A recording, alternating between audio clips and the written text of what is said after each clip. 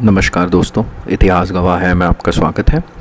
अब हम मूव करेंगे on the final 2 episodes of this series, and in those episodes I will specifically focus on Kashmir as one of the princely states that ultimately signed the accession with India, and then all the complications that arose after that and before that. So the formation of Kashmir and what the issue has been, and then we will of course discuss the 2019 abrogation of Article 370, what that means. So I think in 2 episodes में हम लोग बहुत ज़्यादा constitutional बातों पे discussion करेंगे, कौन से आर्टिकल्स, क्या लिखा हुआ है उन आर्टिकल्स में, और फिर कैसे जब ये अब्रोगेट हुआ तो क्या बेसिकली प्रोसेस था। And I think through a lot of news media, social media, I think movie भी बनी है इस पे, आप लोगों ने इस पे वैसे ही काफ़ी जानकारी हासिल कर रखी होगी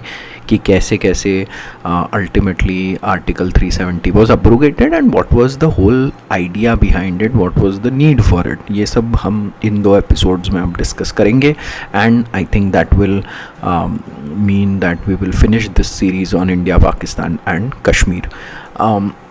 नाउ प्लीज़ अंडरस्टैंड, लाइक एक बहुत इम्पॉर्टेंट चीज़ यहाँ पर है कि the challenge of making a country whole, specially after it has been subjected to colonial rule, ये बहुत बड़ा चैलेंज था। मतलब आपको मैं ये बताना चाहता हूँ कि इंडिया, ऐसा नहीं था कि India when it was under colonial rule पूरा ही इंडिया अंडर ब्रिटिश रूल था, है ना, कि हर पार्ट ऑफ इंडिया में ब्रिटिश रूल ही चल रहा है, ऐसा नहीं था। There was a British India and then there were princely states as you would know, and there were almost लगभग 565 princely states when India gained independence.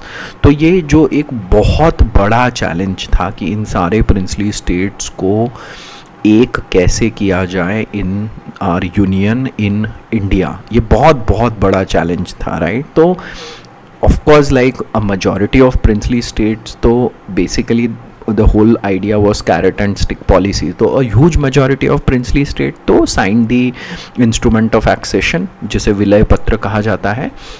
और इंस्ट्रूमेंट ऑफ एक्सेशन में 3 मेजर चीज़ थी जो इंडिया ने कहा कि वो अब इंडियन यूनियन ऑफ इंडिया के तहत होगा, कंट्री इंडिया के तहत होगा, विच इज़ बेसिकली उस प्रिंसली स्टेट का कम्युनिकेशन, एक्सटर्नल अफेयर्स और डिफेंस अब इंडिया का होगा, है ना। तो वो उनका इंडिपेंडेंट आर्मी नहीं रखेंगे, वो अपने इंडिपेंडेंट एक्सटर्नल अफेयर्स नहीं चलाएंगे और अपने कम्युनिकेशंस भी नहीं करेंगे। तो that was the idea of instrumentation. So signing an instrument of accession was basically giving these 3 to India, and then there was an additional clause कि भाई इसमें there is no right to withdraw, कि कल को तुमने sign करके बोल दिया कि अब हम तो विड्रॉ करना चाहते हैं, that's not possible, once sign it's done, ठीक है। तो मेजॉरिटी ऑफ सारी ही मतलब रियासतों ने ये सब इंस्ट्रूमेंट ऑफ एक्सेशन साइन कर दिया, but there were of course princely states that posed some kind of different kind of challenges and problems. So इनमें से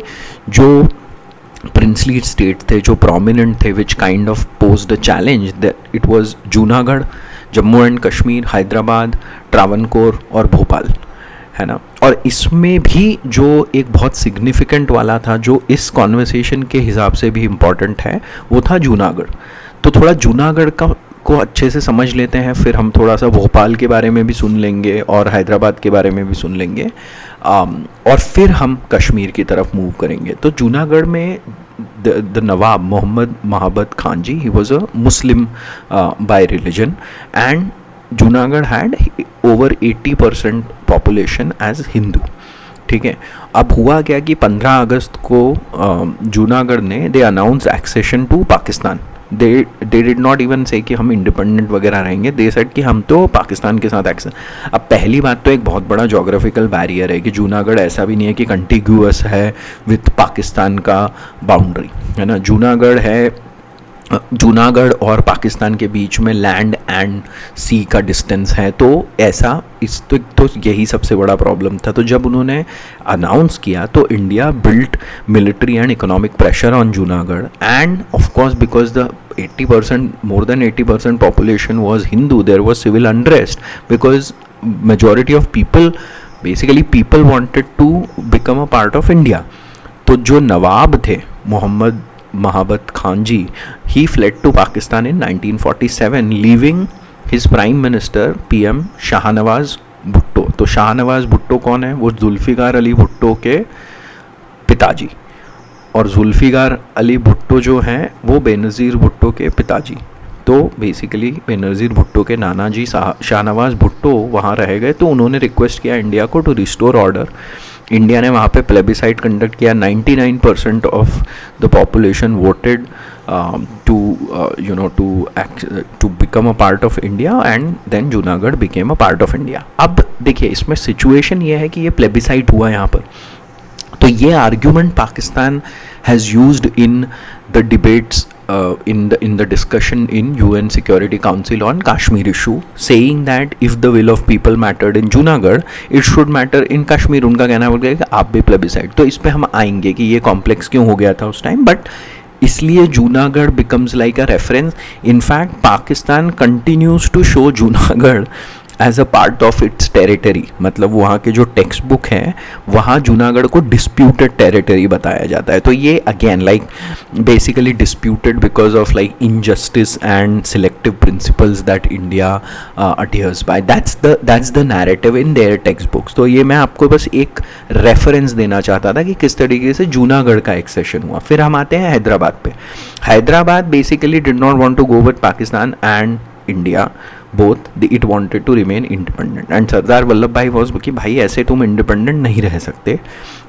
प्लस हैदराबाद में 85% पॉपुलेशन हिंदू थी, तो हैदराबाद के जो निज़ाम थे उन्होंने मीर ओस्मान अली खान, उन्होंने क्या करा, एक रज़ाकार संगठन का निर्माण किया। रज़ाकार संगठन basically Razakar were people of MIM party के ही है। अब असाउद्दीन ओवैसी जो हैं वो MIM पार्टी के ही हैं, है ना। तो उन्होंने वहाँ पर कोशिश करी कि by brute force they start putting that opinion down where people wanted to become a part of India. और इसमें सिंपल हुआ ये कि एक आर्म्ड रेबेलियन हुआ और India basically Indian army entered the territory of Hyderabad, और anyways Pakistan had no active claim, and this Hyderabad ultimately signed the instrument of accession and became a part of India.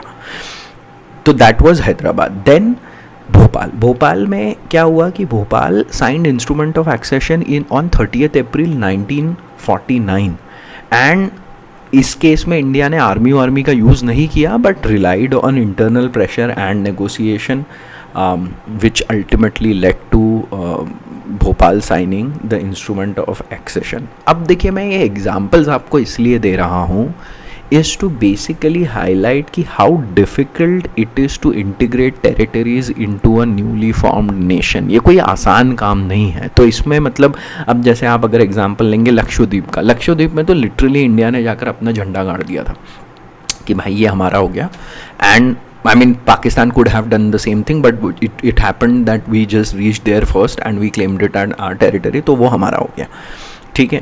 Andaman Nicobar में क्या हुआ, अंडमान निकोबार अंग्रेज़ अपने पास रखना चाहते थे। वल्लभ भाई ने कह दिया कि भाई नहीं, यहाँ तो हमारे बहुत स्वतंत्रता सेनानियों की यादें वगैरह जुड़ी हुई है, तो हम इसको तो अपने में ही रखना चाहेंगे, और that's how like Andaman and Nicobar also became a part of Indian territory, ठीक है। दमन एंड दीव अगर आप देखेंगे 1961 तक पोर्टुगीज़ था, वहाँ पे फिर इंडिया ने ऑपरेशन विजय चलाया और फिर दमन एंड दीव हमारा हो गया। सिमिलरली अगर दादरा एंड नागर हवेली इसको देखेंगे तो 1954 तक वहाँ पर पोर्टुगीज़ रूल था, फिर लोकल नेशनलिस्ट ग्रुप ने वहाँ पर रेबेलियन किया, और जैसे ही रेबेलियन हुआ तो अपने आप वो ultimately it became a part of India. Now what I'm trying to again say here is that ऐसे बहुत सारे टेरिटरीज थे। तो पौंडीचेरी में देखिए प्लेबिसाइट हुआ, it became part of India, वो फ्रेंच टेरिटरी था। सिमिलरली चंदन नगर वहाँ प्लेबिसाइट हुआ, it became a part of India, where French were very confident कि we will like Chandan Nagar will plebiscite में वो बोलेंगे कि भाई हमको फ्रांस का ही पार्ट रहना है। तो ये सब अब हर जगह अलग अलग तरीक़ों से territories were integrated into India because ultimately it's extremely challenging to bring in territories and these princely states who had इतने सालों से इन्होंने एक तरीके से आप देखेंगे तो इंडिपेंडेंस एंजॉय किया था, क्योंकि ब्रिटिश ने इनको बोल दिया था कि देखो हमको तुम चैलेंज करो मत और तुमको जो करना है तुम करते रहो, ठीक है, we will not disturb you as such. तो ये जितने राजा रजवाड़े बन गए थे इनको बोलते हैं ना कि एक ऐसी पुश्तैनी एक तरीके से एक आदत विलासिता की हो गई थी, ठीक है। और वो कैसे अपनी इन आदतों को और कैसे अपने इतने बड़े बड़े हक और जो इतनी अपनी खुद की आर्मीज़ और इतने इनके जो डेजिग्नेशंस थे या इनको जो सम्मान मिलता था उसको ऐसे कैसे जाने देते है ना। तो इस कारण से ये पूरा प्रोसेस बहुत डिफ़िकल्ट रहा, ठीक है। और इस कॉन्टेक्स्ट में अब हम कश्मीर के बारे में बात करेंगे और फिर मैं आपको समझाना चाहूँगा कि देखिए जो कुछ भी वहाँ पे एक्शन लिए गए या जो कुछ भी बातें सोची गई वो इसीलिए सोची गई to keep the integrity and sovereignty of a nation intact. हमारी संप्रभुता और हमारी एकता को एक रखने के लिए ही कुछ ऐसे स्टेप्स और जो कुछ भी सोचा गया, जिस तरीके से स्टेप्स लिए गए वो उस कॉन्टेक्स्ट में हमको रख के देखना पड़ेगा। तो अब आते हैं हम acceleration of Kashmir.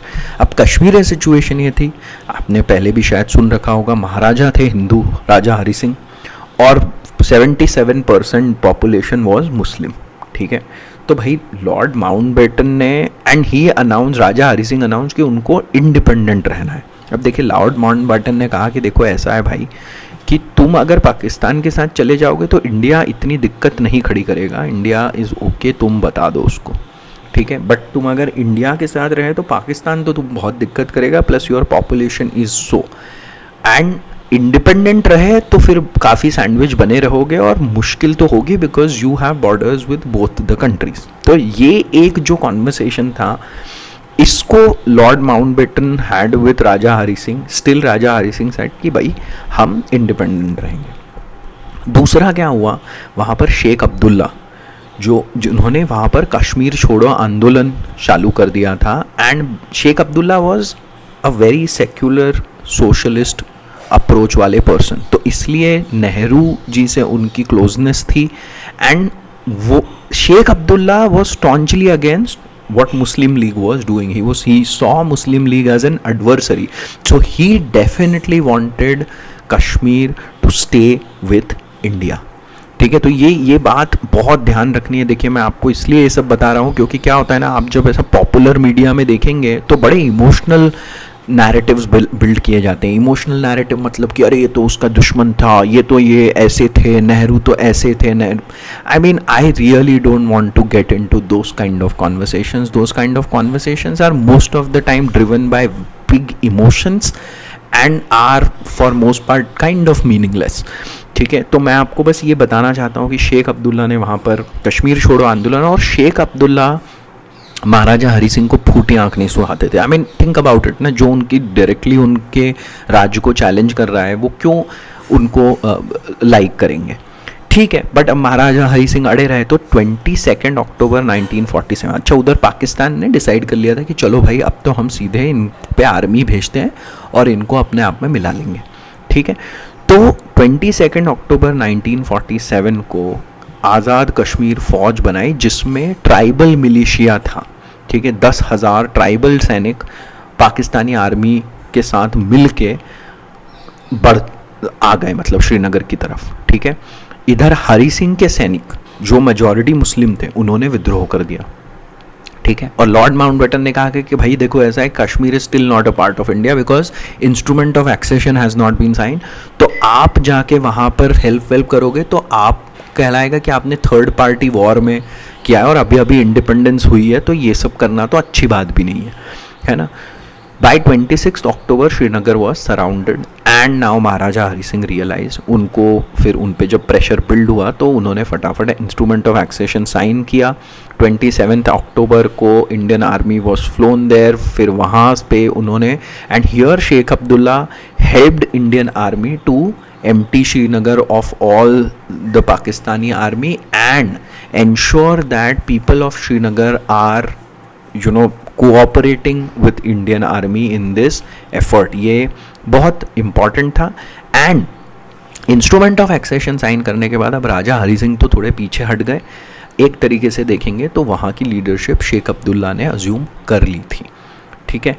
Now what happens after this is Jinnah now open talks in Lahore with Mountbatten and Nehru, and Vallabh भाई सेड कि नहीं, अब बात करने का कोई मतलब नहीं. देखिए, यही एक मैं आपको बहुत इंपॉर्टेंट बात कहना चाहता हूँ कि यहाँ पर हमको ये ज़रूर समझना होगा कि द वे वल्लभ भाई Patel looked at the world and his world view basically and the way Nehru looked at it were very different. Nehru मुझे almost कभी कभी ऐसा फील होता है कि वो बहुत, क्या बोलते हैं आप उसको, एक nice person who is slightly naive, that kind of approach. ठीक है, कि हर चीज़ को हर जगह पर बात से सुलझाना है, हर चीज़ में ये सब करना है, क्योंकि कहीं कहीं चीज़ पे आपका एडवर्सरी ही इतना बेवकूफ़ है कि शायद उसे बात से हर बार समझ में ना आए. सो पटेल वॉज अगेंस्ट इट. ठीक है. अब क्या हुआ, 1 नवंबर को जिन्ना डिमांडेड प्लेबिसाइट इन कश्मीर, और 2 नवंबर को Nehru publicly stated in a speech that he was prepared for a plebiscite. और ये एक तरीके से देखा जाए तो पूरे मामले में ये गलती थी. कह देते क्यों प्लेबिसाइट करना है. देखिए, मैं वही आपको पहले जब कॉन्टेक्स्ट बिल्ड कर रहा था कि भाई देखो, हर जगह कोई प्लेबिसाइट वेबिसाइट नहीं हुआ. ठीक है, जहाँ करना था वहाँ किया, जहाँ नहीं हो सकता था वहाँ नहीं किया. ठीक है, is as simple as that. क्यों प्लेबिसाइट करना है. But Nehru said that in a speech, और ये एक इम्पॉर्टेंट पॉइंट बन गया उस पूरे मुद्दे में कि भाई प्लेबिसाइट तो होना चाहिए. अब नेहरू ने खुद ने बोल दिया है. ठीक है. The second mistake they say that happened is again Nehru being this nice person who wanted to build like relationship, he took the issue to the UN in January of 1948. ठीक है. अब UN, let's be very honest, UN has never been a balanced organization. UN has done the bidding of US and UK. It has been like this front organization that has done the bidding of Western countries over after Second World War. तो अब UN के पास लेके चले गए तो US and UK तो completely Pakistan की side है. ठीक है, और पाकिस्तान की साइड ना है तो इंडिया के तो डेफिनेटली अगेंस्ट है. ठीक है, बट ठीक है. अब यूएन का रेजोल्यूशन आया. यूएन का रेजोल्यूशन में सबसे पहले आया कि विड्रॉल ऑफ पाकिस्तानी फोर्सेस पहले होना चाहिए, उसके बाद रिडक्शन ऑफ इंडियन फोर्सेस होना चाहिए, और फिर प्लेबिसाइट होगा. ठीक है. अब इसमें हुआ है क्या कि withdrawal of Pakistani forces from पाक ऑक्यूपाइड कश्मीर तो कभी हुआ ही नहीं, तो वो फिर प्लेबिसाइट का मामला ही ख़त्म हो गया. ठीक है. सो प्लेबिसाइट नहीं हुआ ultimately, and then there was cease fire of course in December 1948. तो ये जो पहला इंडिया पाकिस्तान वॉर था ये समाप्त हुआ with a cease fire in December 1948. तो यहाँ से अब ये कश्मीर इस तरीके से एक बड़ा मुद्दा बन गया. And again if you look at it, the aggressor was Pakistan. First aggression Pakistan की तरफ से हुआ था. उन्होंने ये सब आर्मी वार्मी भेजी और ये सब. Had they let Raja Hari Singh decide, and based on that it would have worked well, right? But aggression जो हुआ वो पाकिस्तान की तरफ से हुआ, और यहाँ से ये मुद्दा एक बहुत इम्पॉर्टेंट पॉइंट ऑफ कंटेंशन बन गया बिटवीन इंडिया एंड पाकिस्तान. अब आते हैं जून 1949 में, जब इंस्ट्रूमेंट ऑफ एक्सेशन साइन हो गया है तो अब वो इंडिया का पार्ट बना ही है. तो therefore 4 members from Jammu and Kashmir were made a part of Constituent Assembly. So these were the members of National Conference. Who all were these? This, of course, like Sheikh Abdullah was one of them. Then Maulana Mir Qasim, Maulana Masoodi, Mirza Afzal Beg and Shiv Narayan Fotedar. ये 5 लोगों को they became the part of Constituent Assembly of, like, that was making, like, in the process of making the Constitution of India. और उस समय Article 306A was drafted. It was in the draft constitution that ultimately became Article 370. ठीक है. तो ये है कश्मीर किस तरीके से the instrument of accession was signed under what conditions, India Pakistan war, and then article 370 का फॉर्मेशन क्या हुआ। अब देखिए इसमें एक इम्पॉर्टेंट बात ध्यान रखनी है, article 370 was a part of temporary transitional and special provisions in our constitution which is part 21 of our constitution. और आर्टिकल 370 में क्या क्या कहा जाता था, अब तो है नहीं, ठीक है, तो क्या क्या कहा जाता था मैं आपको ये बता देता हूँ। 370 में 3 क्लॉजेस थे, 1, 2, 3, और 1 में 4 पार्ट से ABCD। सबसे पहला ए कहता है कि आर्टिकल 238 डज नॉट अप्लाई। मैं बताऊंगा आर्टिकल 238 क्या है and what does it mean that it does not apply. B कहता था powers limited to defence communications foreign affairs, मतलब defence communication and foreign affairs India as union के हाथ में रहेगा, बट उसके अलावा कुछ भी करना है तो प्रेसिडेंशियल ऑर्डर होगा and it should conquer presidential order with concurrence of Jammu and Kashmir government, ये ज़रूरी है। तीसरा था कि only article 1 and article 370 will apply on Jammu and Kashmir, and चौथा उसमें था कि अदर प्रोविजंस, कोई और भी प्रोविजंस अगर लाना होंगे तो फिर वही होगा कि it can be only brought in through presidential order.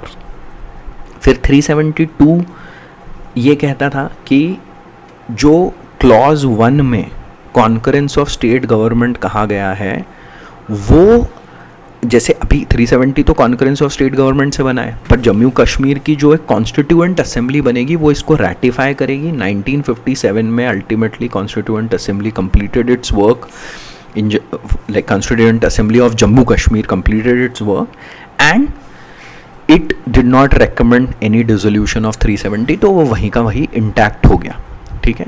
And 373 क्या कहता है, only presidential order on recommendation of constituent assembly of Jammu and Kashmir can abrogate और रिमूव आर्टिकल 370। अब देखिए ये क्या है, ये हमेशा ध्यान रखना है, any constitutional provision is a matter of judicial interpretation. मैं बता देता हूँ, जैसे इंटरप्रिटेशन क्या है, एक इंटरप्रिटेशन ये हो सकता है कि भाई कॉन्स्टिट्यूएंट असेंबली जब है ही नहीं 1957 में, तो क्यों चाहिए अब रिकमेंडेशन, बात ही खत्म हो गई, तो वो अब रिकमेंडेशन दे ही नहीं सकते, है ना, on recommendation of constituent assembly है ना, तभी अब्रोगेट होगा, तो वो दे ही नहीं सकते, इसलिए फ्रोजन है। तो एक अप्रोच, एक इंटरप्रिटेशन ये है। दूसरा AG नूरानी है, जो उनकी ये वाली इस टाइप की इंटरप्रिटेशन थी कि भाई कॉन्स्टिट्यूएंट असेंबली ही नहीं है तो अब तो ये तो फ्रोजन है ना, नहीं कर सकते कोई रिकमेंड। दूसरा ये है कि भैया अगर कॉन्स्टिट्यूएंट असेंबली है ही नहीं तो फिर नीड ही नहीं है, फिर नीड ही नहीं है ना रिकमेंडेशन की। तीसरा ये भी हो सकता था कि एक कॉन्स्टिट्यूएंट, आज की विधानसभा को आप कॉन्स्टिट्यूएंट असेंबली डिक्लेयर कर दो, आप आर्टिकल को अब्रोगेट करो और फिर उसी कॉन्स्टिट्यूएंट असेंबली को वापस से विधानसभा बना दो, एक ऑर्डर पास कर। तो ये अलग अलग तरीके के इंटरप्रिटेशन है। Ultimately what interpretation is right is a matter of supreme court. यही इसलिए ही फिर तुम सुप्रीम कोर्ट या उच्च न्यायालय जाते हो, सर्वोच्च न्यायालय जाते हो कि क्या इंटरप्रिटेशन है, ठीक है। तो अब एक इम्पॉर्टेंट बात ये ध्यान रखनी है कि यहाँ पर प्रेसिडेंशियल ऑर्डर 3 जगह आया है। एक 371B में आया है कि कोई भी दूसरे प्रोविजंस लाने के लिए प्रेसिडेंशियल ऑर्डर, 371D में आया है प्रेसिडेंशियल ऑर्डर का नाम, और 371(3) में आया है। 370 के 3rd क्लॉज में भी प्रेसिडेंशियल ऑर्डर का नाम आया। मैं आपको ये सब इसलिए बता रहा हूँ क्योंकि जब आपको मैं समझाऊंगा कि 2019 में कैसे एब्रोगेट हुआ ये, तो उसके लिए थोड़ा सा ये सब आपको जानकारी सही रहेगी। तो 3 जगह आर्टिकल 370 में प्रेसिडेंशियल ऑर्डर का मेंशन हुआ है, ठीक है। अब आते हैं कि 371A में कहा गया था कि आर्टिकल 238 डज नॉट अप्लाई।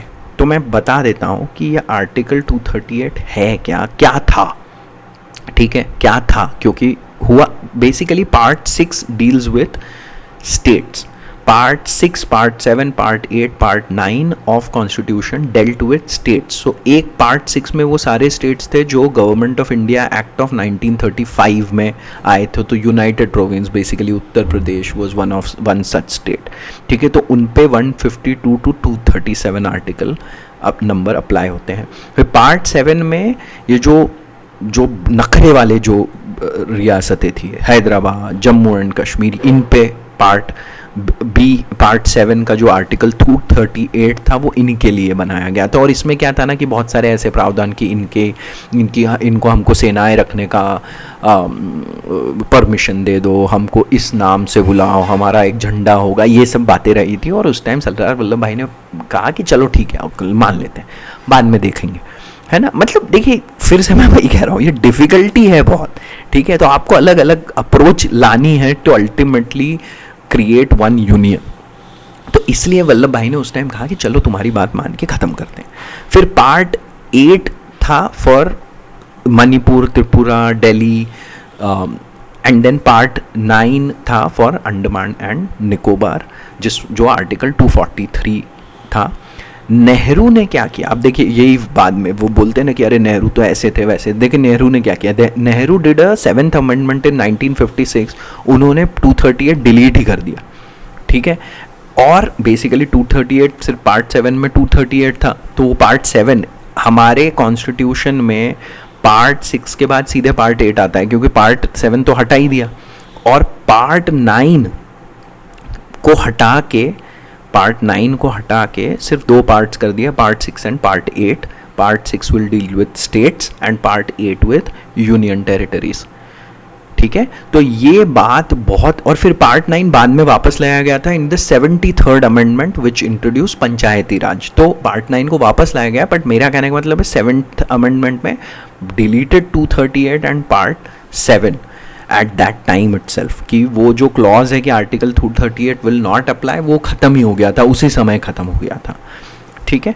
तो यहाँ तक अगर आप अच्छे से, आप ये काफ़ी ज़्यादा मैंने आपको आज इनपुट दे दिया है इस एपिसोड में। मुझे लगता है इसको 1-2 बार और थोड़ा सा रिवाइंड करके सुनिए, so that you understand the structure of now abrogated article 370, and then next episode we will see what happened in 2019 और what was the history until then. Probably हमको एक एक्स्ट्रा एपिसोड लग सकता है, so that ultimately 370 was abrogated.